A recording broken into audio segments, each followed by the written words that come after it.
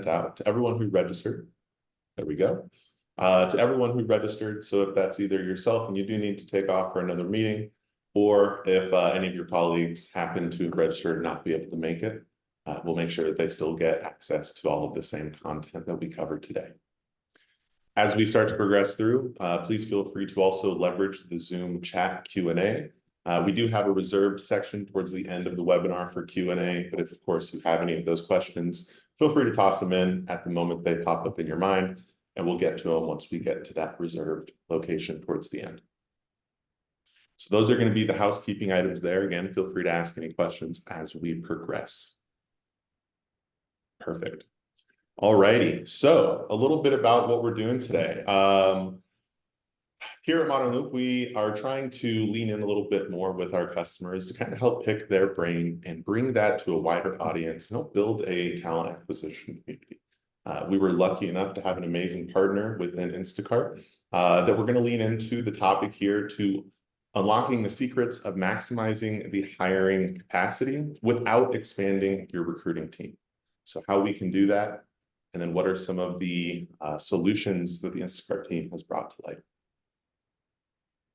I'll be the host today. My name is JD Harper. I'm one of the customer success managers here at ModernLoop. And joining us from the Instacart team, gracing us with her presence, is going to be Jess Dunn, the manager of people technology over at Instacart. Thanks so much for having me today, JD. I appreciate it. No, thank you. We appreciate it. With that, we can kind of hop right into some of the really juicy content that we have today. We'll kind of go right in. So obviously, I think as we start to understand some of the challenges and changes you made, we have to first start with how you structure the team. So tell me a little bit about how you have your recruiting team structured, some information there.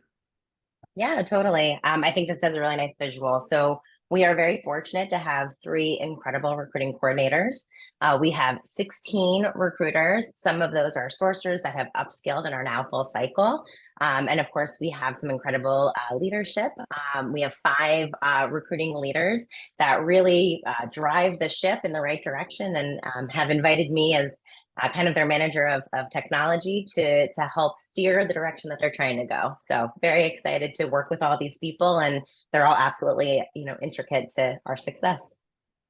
I love it. Nice. So you had called call out there, right? The people is incredibly important. You kind of focus on the technology side of it. So would love to hear a little bit about your recruiting tech stack. What tools do you use, and what does that look like? Yeah, absolutely. So I think when you think of your tech stack, specifically thinking about talent acquisition, you really have to start top of funnel, right? And so that's our candidate relationship management systems. We are fortunate to have 3.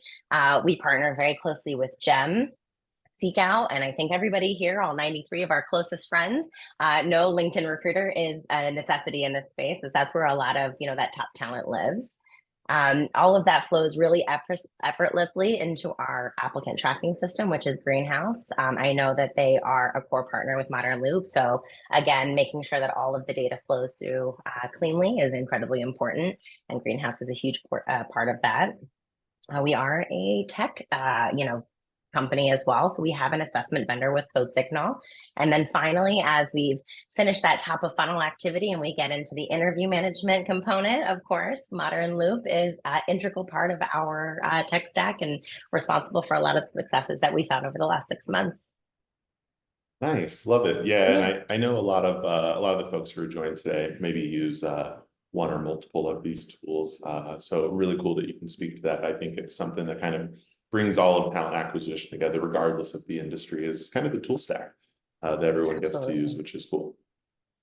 Thinking about kind of moving into the next part of this, right? Like, as you guys started to, kind of increase hiring capacity, would love to know what some of those challenges were that you first identified, and then ultimately, how did we solve those with some solutions? Totally. I think that our main challenge is something that is not unique to Instacart, right? Every talent acquisition and every company is really, our hiring practices and kind of how we manage our business is dictated by the larger force that may be the market, right?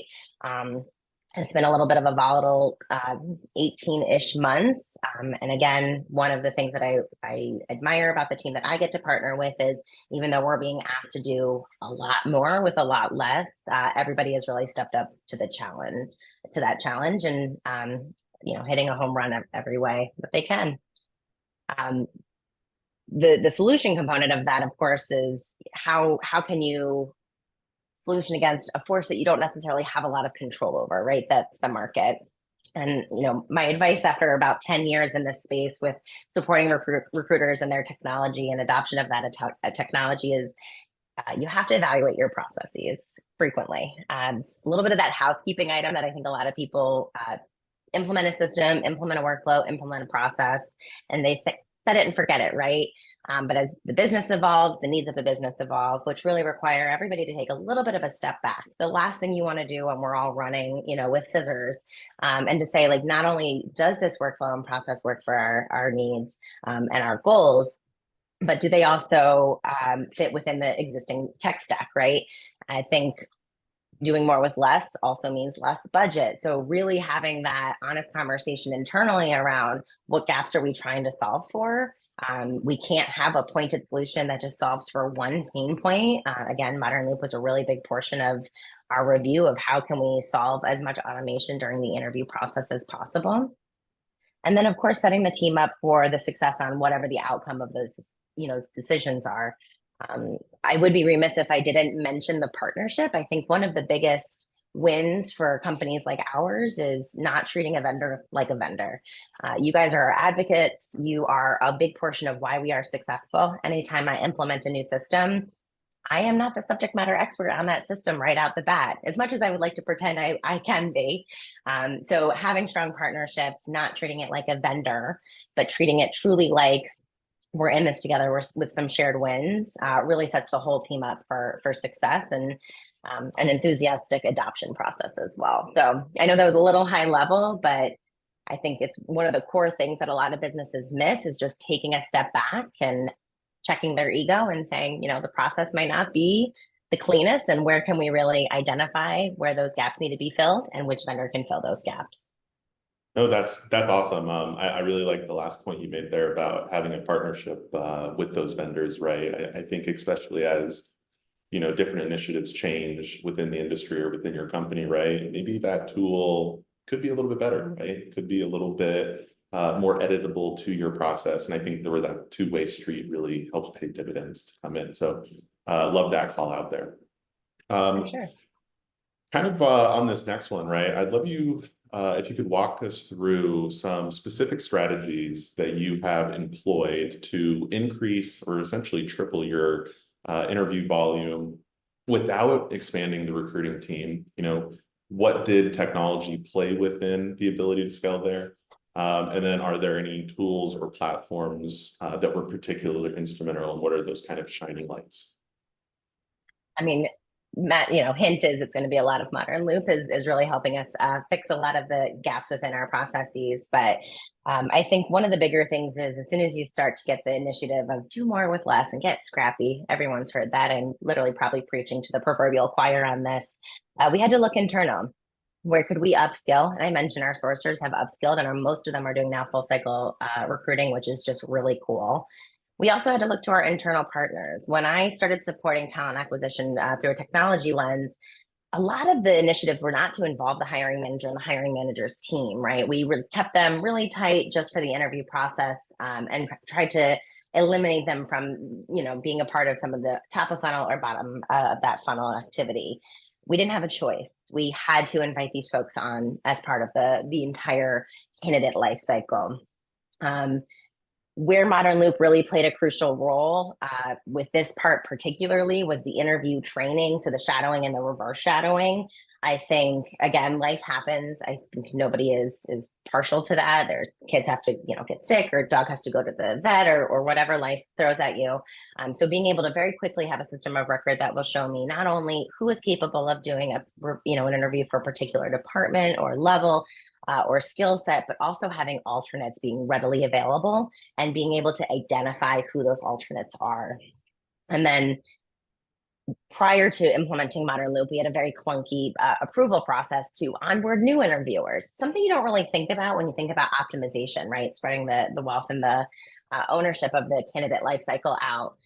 One of the things that we have found to be the easiest to adopt and arguably one of the fun like snippets that ModernLoop was able to deploy with us was having that bot via Slack, right? So using our existing tech stack, reach out to the interviewers who have done the reverse shadow saying, is this individual ready with a button to approve it, right? So now I'm a huge fan of rising tides lift all ships. And that's what this interview training component really allowed us to do. We have high caliber interviewers, we have high caliber candidates, and we owe our candidates a really great first impression. That's how I view these interviews, right? You don't get a second opportunity at a first impression. So it has to be clean. And so you want to put your best foot forward. That interview training, the feedback component, and then of course the approval component really allowed us to ensure that our culture was being, properly conveyed during the interview process. The candidates were feeling like it was just, person A wasn't available, but person B fit right into that slot and they're ready to talk to you. And we in recruiting can feel very confident that these folks are set up for success to have that conversation. Because at the end of the day, this is a potential new teammate and they deserve that really great first impression. And so this allows us to do that. Totally. No, love it. Yeah. I think we've all maybe been on those interviews where you get stuck with one person who's incredible and you're like, oh my gosh, yes. And then other people who you can tell they just hopped into backfill a little bit. And you're like, oh, okay. So kind of having that perspective, I think we're all kind of akin to that. Thinking about some of these strategies and toolings that you brought to the team here, I would love to hear what some of like the unexpected benefits and outcomes of those were. Like what things popped up that was nice, but you didn't really go into it knowing that was going to occur. Yeah, that's such a good question. I think the genuine enthusiasm for our internal stakeholders, those hiring managers and their team, to support that process and that interview experience. Again, I came up in TA about a decade ago. It was not something that you would invite the hiring manager into, usually into like that last interview after, as part of a panel. But as everybody, not just TA, is doing more with less, again, you're going to see a little theme with that.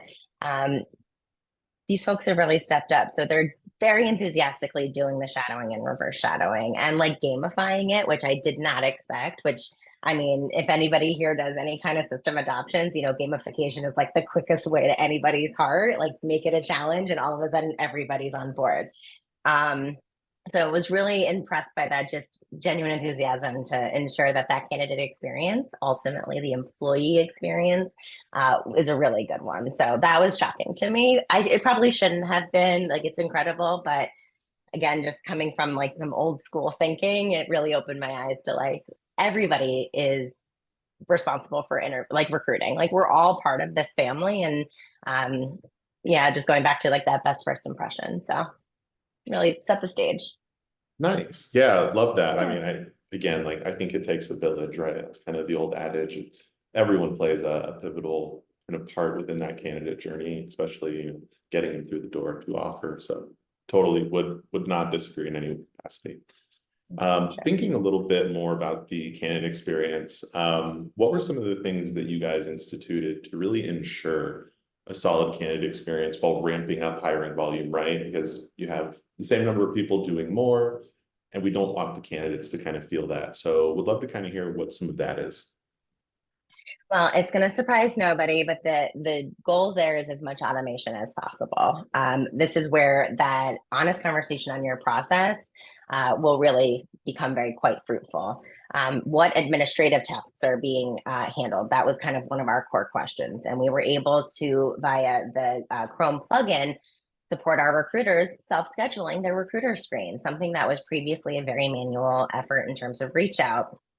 One of the things that I love about recruiters, and I've spent, again, a decade of my career supporting them, is that they will tell you when something is not working correctly or is bottlenecking their process. So our team really had some great feedback on the pain points that the initial recruiter screen was able to solve using that Chrome plugin.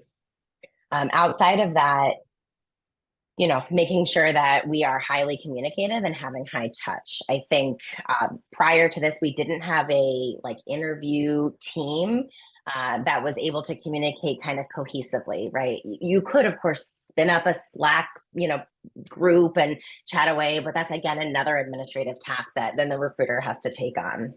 So ModernLoop creating that Slack channel for us automatically, again, seems like some low-hanging fruit, and bear with my corporate jargon there. But when you talk about enough low-hanging fruit, 5 minutes saved there, 5 minutes saved there, the next thing that you know, you've removed all the administrative tasks. The recruiters can do what they do best, which is advocating and creating an amazing candidate experience. And that's what we have to do. And the beautiful outcome is that you can have a 200 and I think 30-ish% increase on the number of interviews that you're handling within a week by just tackling some of those lower, maybe annoying pain points, but allows for that automation. I think we're all in this space, daily, and that's part of the thing that we're all being tasked to do is how can you find additional automation?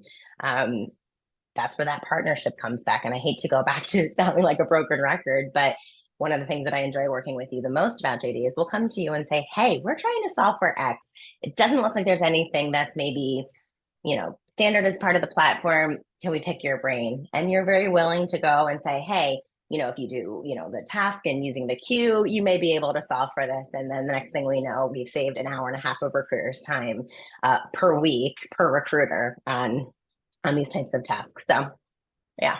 Big wins.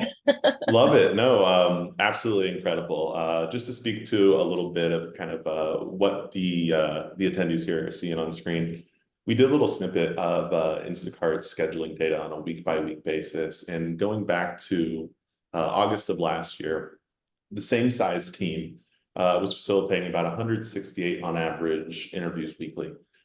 With a lot of the kind of change management, some of the automation Jess is covering, right? We've seen those numbers rise to now this past month, 377 on average interviews a week. Same number of recruiting coordinators, right? So again, going back to that doing more with less or even the same amount. And that's actually something that's been incredibly rewarding just to see. And then the feedback from your team, right? Of like, hey, things are a little bit easier. I know we've also, you've done a great job of bubbling up the internal hiring manager, like, hey, this is a good experience. I don't feel like this is clunky. And that's also been really cool because just as much as your candidates are kind of your main stakeholders, your internal people are also stakeholders too. And that's always been cool. Absolutely. And just to round this slide out, I have to give credit to my counterparts within recruiting leadership. We knew that we were having to step up for the challenge. Our head of recruiting, Ala, is a very people-centered approach to leadership. And so having a strong feedback loop, having a strong communication with not only their leadership, but the remaining internal stakeholders has been key to our adoption and enthusiastic adoption as well. Because the last thing you want to do is implement a tool and have somebody go, oh, it solves our problems, but it's boring. Like, no, we want to have fun with this as well. Like have a little bit of fun at work. And so to be able to share that positive feedback with you guys, it just goes back to that shared win. And for me, it's just the warm and fuzzy that really makes my day.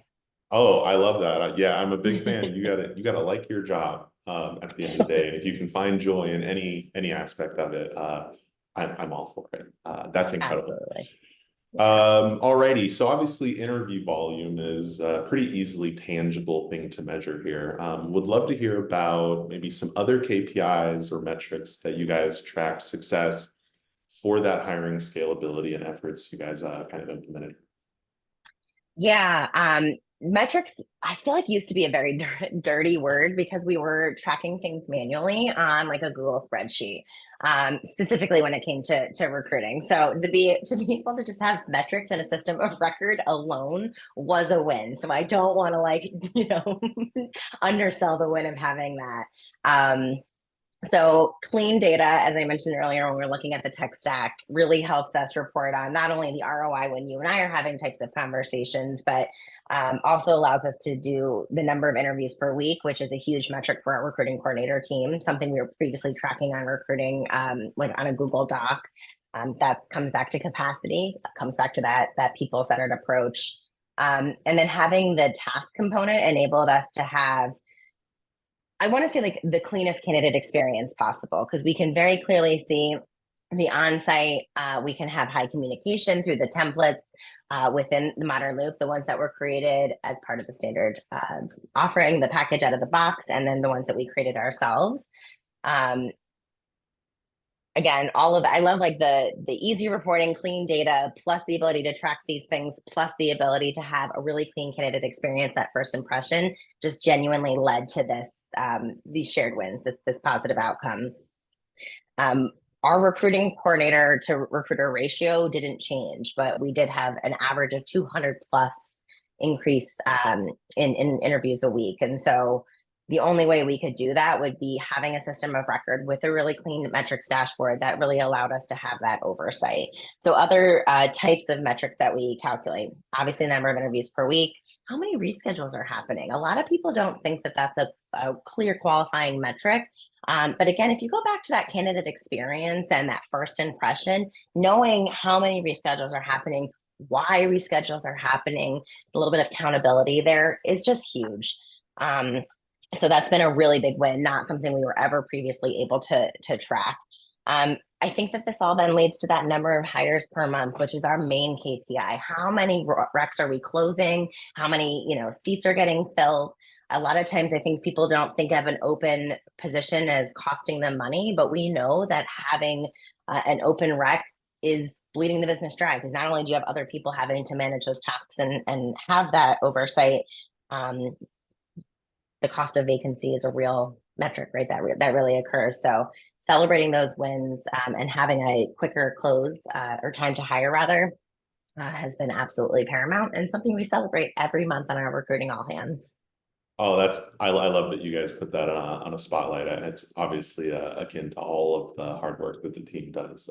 So absolutely love that. You mentioned obviously getting people into those roles or those open roles is obviously the biggest KPI, right? Vacancies are a time sunk, and they also kind of spread the wealth there. So this kind of comes back now to the concept of quality over or quantity over quality, right? So tell me a little bit about, with the increase in your guys' hiring volume, how you kind of still help to ensure you guys were hiring quality people. What did that? I think that's probably one of the toughest metrics, and something that I've been talking about for the duration of my career, right? Quality versus quantity. Right now, it's a little bit of a low unemployment number, so quantity is not necessarily the issue. So we want to make sure that we have the right people in the right seats. I think that starts with a really strong feedback loop. Our hiring team and their designated recruiter have to have strong communication, and this really goes back to that Slack channel that is spun up. We have to have an honest conversation around the job description, the expectations, the qualifications, and the like, to make sure that we have alignment on the hard and soft skills. Not every candidate's going to be the unicorn candidate that we all wish that they would be, but we can at least get pretty darn close. So having that really strong feedback loop is absolutely imperative. Using Greenhouse, we definitely leverage the scorecards, and I think that some of the scorecard reporting in that platform helps us as well, so that we know what we're doing well and what we're not doing well. Areas of opportunity for us all. The last kind of portion of that is a little bit of a post-mortem. You're not always going to get it right. So making sure that we're partnering with our human resource team, which are incredible individuals, keeping employee attrition in mind, employee ratings and the like, just following that candidate through their entire employee life cycle gives us really good data on the type of candidates and the type of roles that we are looking to fill. We're not always going to get it right. So one of my favorite phrases that I've heard is that with hiring, you have to check your ego at the door. You have to find the right candidate. It's about the company and making sure that that vision and that culture is being carried throughout. And that's kind of the way that we do it. So really, really strong feedback, high communication, and a little bit of post-mortem action. Got it. Yeah, I mean, I love the call out there of like post-mortem, and even continuing to check in with that candidate once they become part of the team. I think that's something that we all need to do a little bit more, right? Like you put so much effort into providing this great candidate experience throughout that journey. And then they become a part of the team, and then what happens next, right? Do we check in?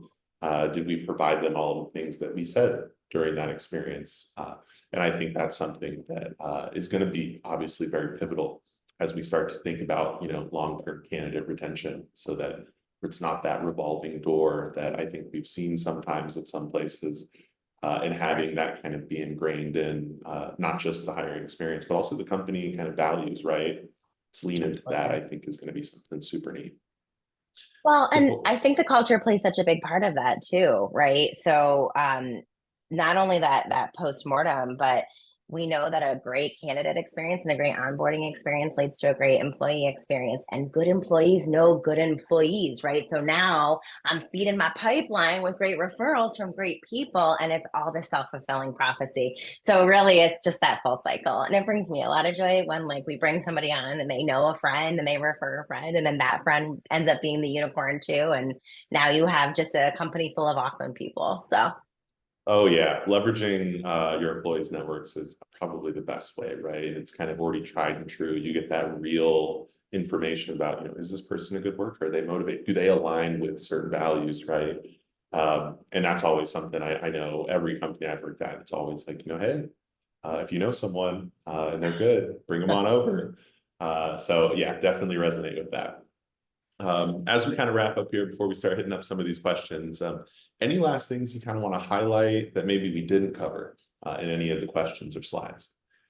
yeah, I don't know if I, really brought this home or not, but a good process is absolutely imperative. I think one of the things, having had been on the customer success side and then kind of switching teams, is that a lot of companies tend to purchase software in hopes that it's a magic wand. And as much as I think as a vendor, you hope that to be true, a good tool is only as good as the process and the support behind it. So uh, as you're having those tough conversations with your team around what are your pain points and what are the gaps that you're trying to solve for, I think just remember that a happy marriage is between the technology and the process behind it. Love that. Yeah, I mean, Yeah. every tool takes some level of setup, some level of process, some level of buy-in from the users, right? And that's actually something I've been really impressed with you and your team of, you guys identify, what this next problem is, then you just start to chip away at it. You guys create a process behind there. You get the right people into the right places, and you also have some pretty motivated people on your team that you're like, hey, we have this idea, and then people raise their hand, hey, I want to spearhead this. And that's been really cool just to see that level of buy-in all the way through. I have to give credit where credit is due on that. Again, these types of things start at the top, right? So Ala, our head of recruiting, and then Margaret Evans, who, if you ever have a chance, all 108 of you on the call, to pick a brain, hers is probably the most brilliant. She has such a human, again, centered approach to leading, but also to systems. So part of our success is that we have the right people who really understand what we're trying to solve for, why we're trying to solve it, and who needs to be in the room to do so. Love it. Love it. All righty. For the folks on here, we're getting to that Q&A portion. So if you have any lingering questions or anything you want to double down on for the content, toss that into the Q&A location now, and we'll start to field some of these. Sure. Question here for you. Going back to our implementation, first time we got to partner, how long from your side was the implementation to get up and running? 5 days, which blew me away. I know. I was, when we were reviewing vendors to engage with. One of our core questions, is we didn't have a whole lot of time, was how quickly can we get spun up? And one of the things that I think was such a differentiator with ModernLoop was that 90% of the build was out of the box. We could take our templates and import our interviewers and our departments and our teams really easily through our HRIS, and we were up and running literally by the following Monday. It was so painless, and as somebody who has implemented probably 2 to 3 dozen different systems over the course of my career, I was speechless, because I was like, "There's no way!" And then here we are, and our team's like already up and using it by that first day. So it was awesome. Love it. Yeah, I remember that week. It was a good week. We blasted through some training, got a bunch of stuff spun up. You guys were great partners in that. Certainly wouldn't have been 5 days if you guys were reluctant to get things in place, right? Highly motivated. Love it. Absolutely. Love it. Next one up. I think this is actually a really great question also for me to learn a little bit more. What are some things that you know now that you wish you knew or learned sooner when you first started using ModernLoop? Is a really good question. I think it goes back to that like aha moment around our hiring managers. So I really wish that I had maybe brought them in a little bit sooner, just to generate that enthusiasm and that adoption earlier. Um, I think the other thing that was just a big aha moment for me personally was how easy it was to work with you guys to say, hey, we think that this is an opportunity. It's a gap or a feature request, and how quickly you guys were able to just dive in and say, yeah, you're not the only one. It's on our roadmap. Really goes back to the partnership. I think transparently, you work with a lot of really, really big vendors and you're kind of a number. And when you're saying, hey, I have this gap, they go, that's, sorry. And then that's when you start injecting manual processes to overcome those gaps. I've never had that experience. So I think, not that I wish to give you more of my pain points at the time, I do not. So that's good news. But at the time, early on, 6 months ago, 7 months ago, I wish I had come to you sooner and said, these were, our biggest gaps because you've waved that magic wand more than once. No, and as you should, right? I've always kind of been open with you and all the other customers we have here. Like, if you have a request or if something is missing for your workflow, let us know. We do a really good job at, if it's not something we're working on, like help you understand why, right? I think that's something Yes. we've had some pretty frank conversations, like, that's a great idea, but that's not the direction. Let me tell you why we think, right? And kind of, I think understanding the direction also helps to lead some of that, because, oh, cool, it's not going there. Let me create a process. And then a few months down, we have to either change that process or do away with it, right? So having that foresight, I think, is very helpful in that. Agreed. And more Next. sustainable. Oh, totally. Yeah, absolutely. Easy question here. About how many jobs is an individual recruiter covering at an individual time? Yeah, that's a good question because it really just depends on the department that the team is supporting. So, if I'm talking about our engineer team, that can be anywhere of upwards to 30 jobs at a time. If it's a little bit more specialized, like an executive role, maybe only 3 and 4. I don't think it's so much about the number of recs as it is about the complexity of those requisitions. There are certain, we saw my tech stack earlier where I have to do a code signal assessment to make sure that you have the right qualifications for that role. So just understanding the nuances of each role, I think, is a better measurement rather than just the sheer number of recs, because not all recs are the same, as I think we all know. So it really, that's a very long answer to say there's no standardization there. But we do try to keep those nuances of each role in mind when we are working with our recruiting team. Very good question. Got it. Yeah, I totally know, right? Some of those roles are a lot more complex. Some other Absolutely. little low-hanging fruit. So yeah, definitely a good thing there. I like that you do keep it in mind just to make sure you're spreading the love and not kind of overburden folks. That's the only way to do it. Next one here we got. Do you feel comfortable to share the number of hires you guys made over the last year using our tooling? Maybe you have that. I don't think I have that one Don't readily think you have that one? accessible. All right. I don't. But candidly, I don't have that one. Oh, it's over a couple hundred, right? Definitely. Yeah, it has to be at minimum, and I'm probably underselling it. So I apologize. I don't have that metric immediately available. All I probably good. should have. That may be one that I'll follow up with you on, because I know we have those numbers on our side. Yes, We can snag those and ship them over. And then again, if you're feeling comfortable, we can kind of get those things rolled out after to some of those folks. absolutely. Sweet. Let's see here. Was there a decrease in hiring managers or individual panelists rescheduling on candidates, such as stages without a shadow, or what did the reschedule volume start to look like? That is a very good question. So, candidly, it was not something that we were able to really track before. So, 90% of our metric in that was very anecdotal. So, I'm going to preface all of what I'm about to share with, we didn't really have a good metric way to track that prior, other than a manual tracker. But I think candidly, when you have increased accountability because you have increased visibility, all of a sudden you have a little bit of a decrease in that type of behavior. Again, there is always going to be life and life events, especially now that a good chunk of our workforce is working remote. And I think a lot of folks are as well. So we always have to give quite a bit of grace to, again, the sick kid or the dog that has to go to the groomer or whatever, PTO you forgot to put on your calendar maybe. But I think when you have higher visibility, it's a metric that our senior leadership is holding their team accountable to, and it's something that we share out very regularly within our internal stakeholders. That behavior tends to dwindle down.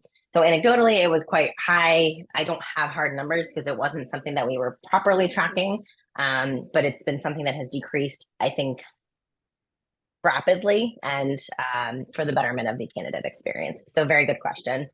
Thanks. Yeah, love that one. Yeah. Reschedules never feel great from a candidate perspective.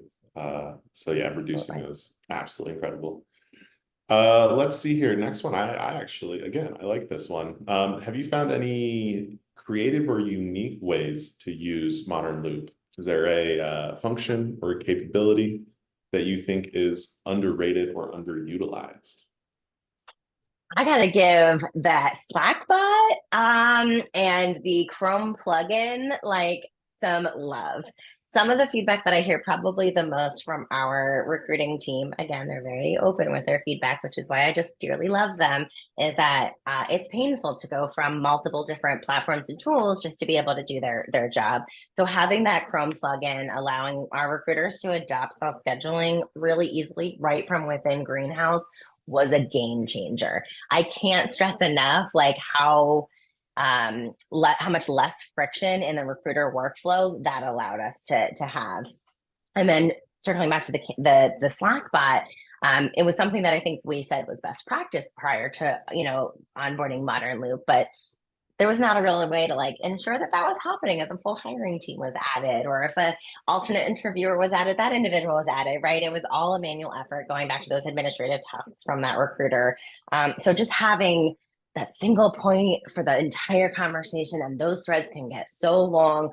So you can easily index where the conversations are going, how everybody's aligning, and you're not just stuck reading the scorecard in Greenhouse has been an absolute game changer when we're talking about the hiring team aligning on a potential hire. So those two have just been, when we were introduced to them, I was like, oh, that's neat.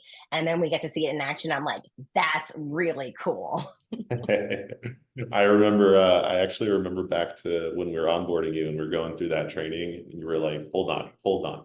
Could you do that again? There was this big aha moment, and it was really fun to see. Your like jaw hit the ground. I'm like, okay, yep, she's gonna like this.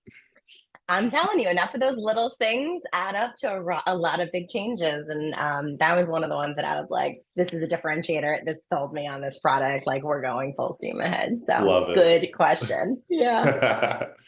Incredible. So obviously at your guys' organization over at Instacart, we're starting to see some higher volume. So from your perspective, the question is here, do you feel that the tech stack you've implemented is appropriate for organizations that have a lower candidate volume and rely heavily on sourcing? I think having my tech stack is something that I consistently and almost weekly look at with my internal stakeholders recruiting to make sure it aligns with our vision. There's a ton of really wonderful vendors out there. We have a lot of investment in top of funnel, as you saw with our CRM. So I personally believe, mostly because it's my job, that what we have is really fitting nice for what we're looking to do. But that doesn't mean that my work is never done, right? As a lot of the world is starting to scream artificial intelligence, as every company is doing, is we're looking at what is out there, what are our current vendors investing in their roadmap, so I don't have to spend more money, my favorite thing to do, but then what are some of the innovations out there. So I guess my advice with that is just be curious. Talk to your recruiting team, talk to your users. They will tell you what's not working. They're very good at that, as I've mentioned. And then just do a little bit of research on where a vendor or maybe one of your current vendors, unbeknownst to you, is really investing in that area. Hate to bring it back to like this point because I'm gonna keep hammering it, but that partnership with your vendors is just absolutely so important. Why go invest in something brand new and sparkly if it's on the roadmap or something that you can help dictate that roadmap? So that's my advice. Get curious, do some research, and talk to your vendors. Nice, love that. Next one here, I'm going to take the first part of this question, and then you can lean into the second part. First part is, how often does ModernLoop provide product updates? That's something we are on a bi-weekly release cycle. So every other Wednesday, we roll out some sort of new goodie or feature that either updates current functionality or adds in a new addition. Second part of that question, this is going to be for you. How often do you feel that we're presenting these roadmap items or kind of some of these big ticket things to you? Every time we talk. Every time you and I speak. I think we have we've officially moved to like a monthly recurring call, but we also have async comms between JD and my team as well. So one of the things that I love is like every other Wednesday or Tuesday, we get a full debrief in my Slack of what's coming, our links on where I can read up on that roadmap that's being delivered. So yeah, it's why the partnership is so healthy is I don't ever have to like scrounge through a knowledge base article to find what's on the roadmap. JD is highly communicative. And oftentimes he brings it back to something that we said we've had a pain point. So remember in March, 2nd at 2 p.m., you said you were interested in this. Well, great news. And then all of a sudden it just makes it, whatever's being released that much more exciting and personal for us. So yeah, high accolades to you for being really great at that. I love it. I don't think I've ever timestamped you, but maybe something I'll aspire to. That's great. Goals. For some of your recruiters, right? I know when we first started working together, and maybe some still do leverage Calendly a little bit. Tell us a little bit about the ModernLoop self-schedule function. Where does that play a part in to kind of either replace or help supplement the same flow that those Calendly links provide? I would say completely replaced it. We do not utilize Calendly at this time. So we just utilize that Chrome plugin, requesting the availability, and then using the self-scheduling component right through that plugin. I may have missed, but yeah, no. So that just it was like pull out a very manual process because we never really used Calendly. It was like, hey, are you available at 2 p.m. on blah blah blah blah blah? No, but a lot of back and forth, which is just very painful. Using the Chrome plugin, we've been able to completely automate that process, which has been a lot of wins for our team as well. Great question. Alrighty, and I do realize we are coming up on the end of the 45-minute mark here. Wow. Looks like questions have just about dwindled in here. Maybe we just got one more. Okay, cool. Last one here. I'll just snag just because it came in a little bit quick around a Workday ATS implementation. We don't currently have an integration. It is something that we're actively working on with one of our beta customers. So if your kind of ATS there is Workday, we have a solution coming. Would love to get in contact with you and understand what your pain points are there. Alrighty. Just to kind of fully bring it on home here, just want to say again, thank you to the wonderful Jess. Thanks for taking time to partner with us. Let us kind of pick your brain and then bring all of that knowledge to the attendees, which is my second thanks for everyone who joined us on the webinar. Thanks for taking time out of your day and your afternoon to come learn a little bit how to kind of scale up your team without increasing the people on the team, kind of some of the levers that we can pull on to help optimize as much as possible. Once again, thanks everyone. Really appreciate your time. We will send out the recording to all those who's registered. If you do have any questions, please feel free to reach out. We'd love to answer those. Thanks again. Thanks so much.